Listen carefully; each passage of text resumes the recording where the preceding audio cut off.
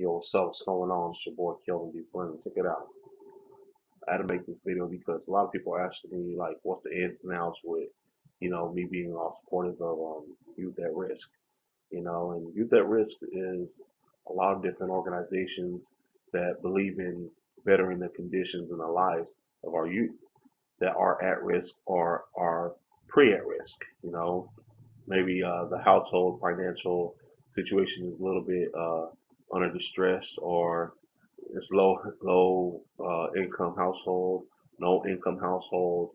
Um, Sometimes it's kids that are involved in gangs or have gang background, or are being uh, targeted by family members that are involved in gangs. Sometimes not even always gangs. Sometimes it's drugs, just all kinds of acts of negativity. It's at risk. Kids are at risk of the negative. So, I mean, there's kids with bad grades. There's kids with, uh, you know, anger issues and such. So, reason why I believe to commit myself to um, youth at risk programs and organizations is because I was a youth at risk. And then I became a youth in risk. And then I became a youth that was fully fledged doing all kinds of negative acts, from hustling to just being negative all around, gang activities, gang involvement, crimes of all sorts, and not to give it any praise, just a sense of my testimony. And I know that it took actually the images and the support of an outside source to take interest in me and say, hey, you know what? There's a better life out there, or you know what? I believe in you. And actually just sit down and listen to my story and offer me some opportunities and some different resources that are usually already around in the community that are accessible to the youth. They just haven't been sought after or have not been, revealed to the youth.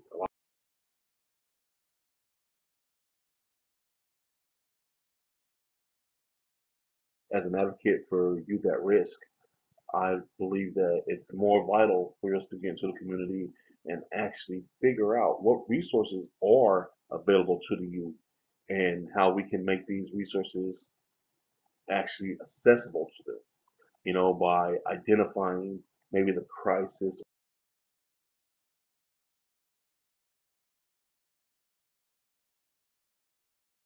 I like to do a lot of, face-to-face meets with different youth and different adults as well, families and all in the community, and seeing what they think about their community, what they wish was there, what they see it's lacking, what's they know is available to them. A lot of them say, we got the Boys and Girls Club or the Youth Center or the Community Center, but there's a lot more that is actually offered throughout the communities that have not been brought to the front line for these different households to actually take advantage of. I mean, a lot of communities offer, spousal abuse,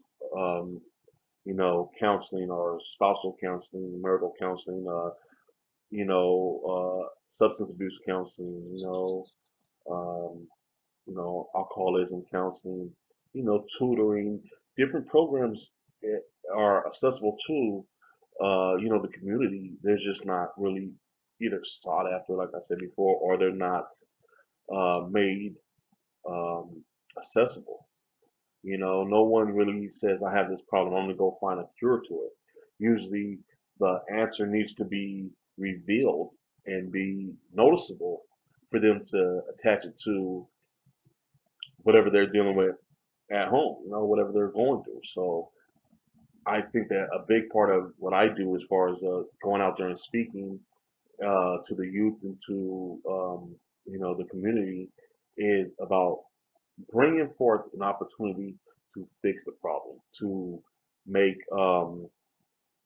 these resources accessible, to make awareness of whatever risk we're dealing with at that time.